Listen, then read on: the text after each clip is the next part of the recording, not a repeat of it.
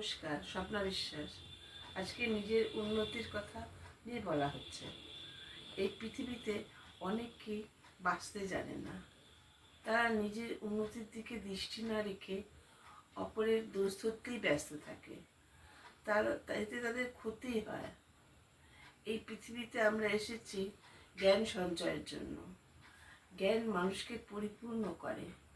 এই জ্ঞান বলে দেয় মানুষের অন্যকে নিয়ে মাথা না ঘামাতে, আর অন্যকে নিয়ে পরিহাস না করতে, আর নিজের পূর্বের থেকে নিজেকে উন্নতি করার চেষ্টা করতে, কারোর সাথে প্রতিযোগিতা না করতে, আর নিজেকে নিয়ে সন্তুষ্ট থাকতে। অনেকে আছে অপরকে নিয়ে পরিহাস করে, তারা নেহাতি মূর্খ। সত্যিকারের ভালো মানুষরা তারা অপরের দুর্ভাগ্যের জন্য কষ্ট পায়, তারা পরিহাস করার কথা ভাবতেই পারে না।